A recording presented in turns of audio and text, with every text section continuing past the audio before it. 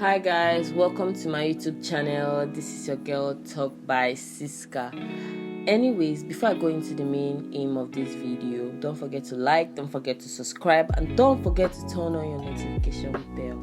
So guys, I'm going to be giving you a little story time on the worst LGBTQ experience I ever had. So let's go into the video. So it was about 2018-2019. I was applying for University of Port Harcourt, and trust me, I was naive, stupid, and I did not know what I was doing. You understand, as a student. So I went first day of school. I met friends. I got talking. I got vibing, and then they invited me out that weekend for a party, and then we all decided to go. And I actually told my sister about it, but my sister was like feeling somehow letting me go out on my own. So I told her I had friends, and she was like, okay, no wahala. They even came home to pick me up, so it was good. So got there that Friday night. On our table we drank, danced, we were gisting, taking pictures, and then 3 sets of guys walked up to us, and one collected my number. I don't know about the rest, I know about just me. So he took my number and he was like, oh, let's go to his house and all that. So I said I can't go to his house, that it was the first day we were saying it doesn't make sense to go to his house. So he said, okay, no wahala, we're still going to talk. So I left my friends and I went home. I don't know if they were still there, but much later in the morning when I talked to them, they were like, they got home safely. So I said, okay. So we all went back to our normal life, school and everything, and kept on talking. The first week he invited me over to his house. I was like, okay, no wahala. I think he lived like few minutes away from my house, yeah. So I went to his house. He served me well, gave me like drink, I drank, we talked, and then like it was off because a married lady came to his house. I'm like, even when I saw the house looked so empty, like nobody lived. He said he wants to move, it's only his room that I furnished well. I'm like, okay, no problem, there's no need to explain. So we got talking now. The lady came to the house, came with her 2 kids. So me, I just sat down outside, nothing concerned me. I was pressing my phone. The kids even stayed in the empty parlor there, sitting, waiting for their mom to come out. They spent almost 1 hour. Me that even went visiting someone. The person not even could get my time again. I say, hi, Siska, you suffered. Things you do for love.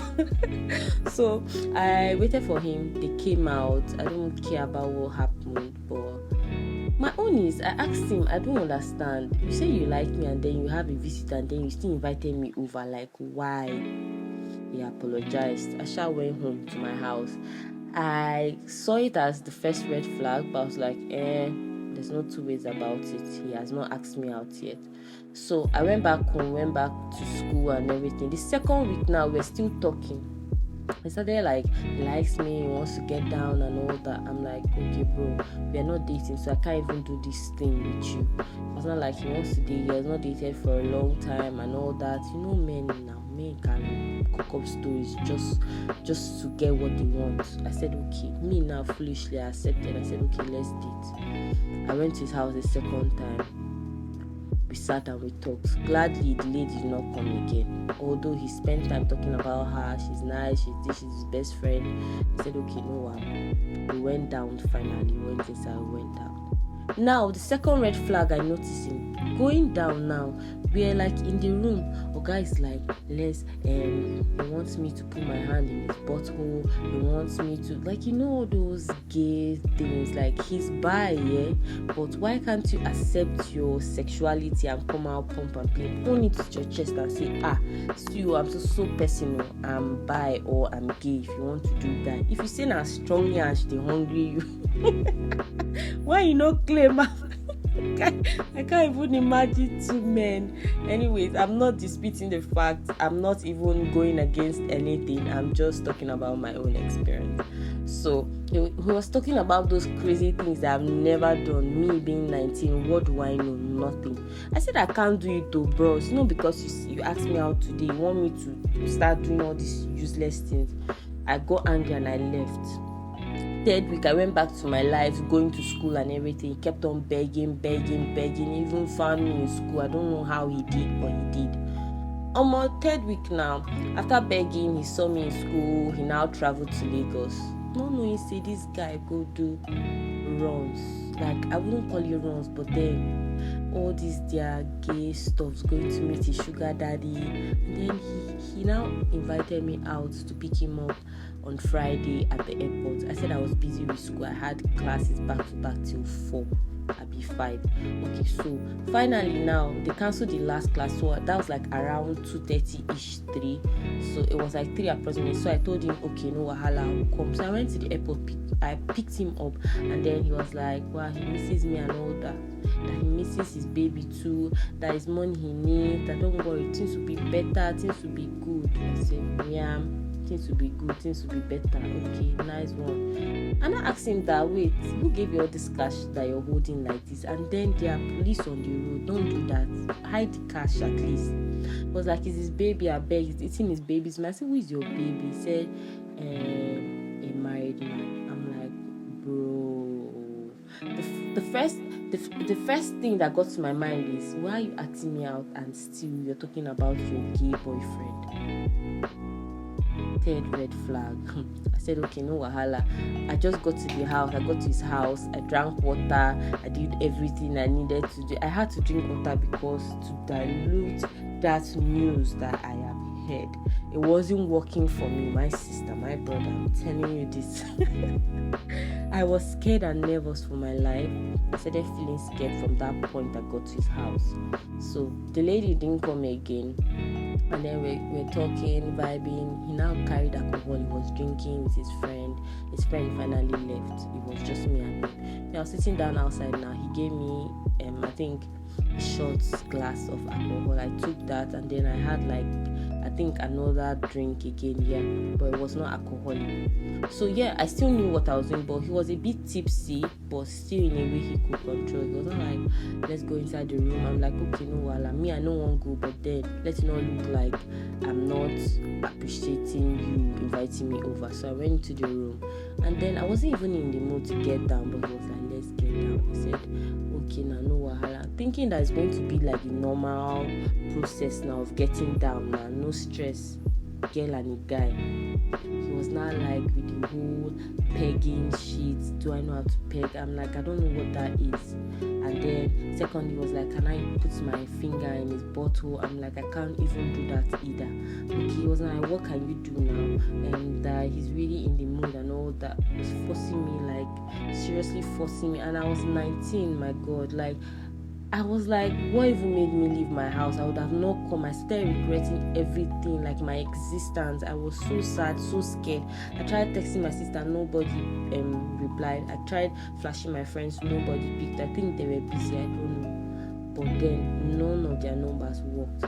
So we kept on struggling for 1 hour straight. Imagine me being with someone that disgusts me. Like at that point, I felt disgusted. I couldn't take it anymore. It was so annoying. Like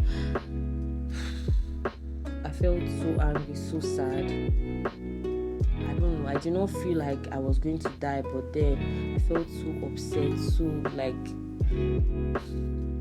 Luckily, the gate man knocked on the door, and then he had to like go and answer with the whole sweat. He was hard, like, this guy almost raped me, like no caps. I'm not even joking, because he kept on forcing, like, you have to do it, we are dating now and all that.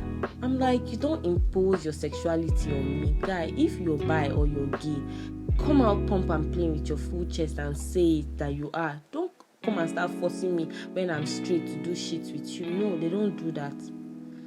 The gate man luckily called him. Now, if the gate man is at the front door, he has the front door and the back door. The back door was open because he was still tipsy.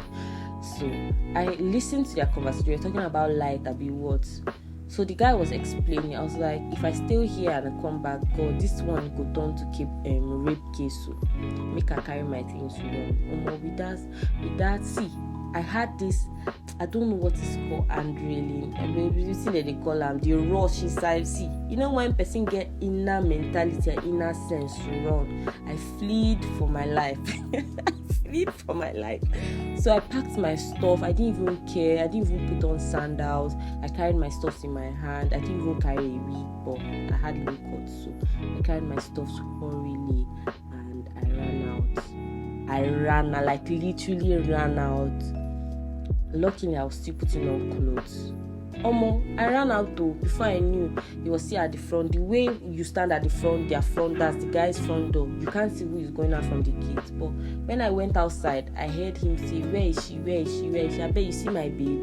Your babe don't ready to amount. I don't lost. I don't I don't disappear." Anyways, I ran that day, and when I got home, I was so sad. I got into the shower. I literally cried my eyes out because God saved me. God was there for me. And always remember, even if you know they go church, God is always there for you. And trust me, whenever you cry out to Him, He will definitely answer you. And that's what actually happened. And that was like the worst experience I ever had with the LGBTQ community. I still love them, peace, and I still respect them, but then, it doesn't have anything to do with me. Anyways, that's all from Talk by Siska, and that's how I almost got raped. Peace.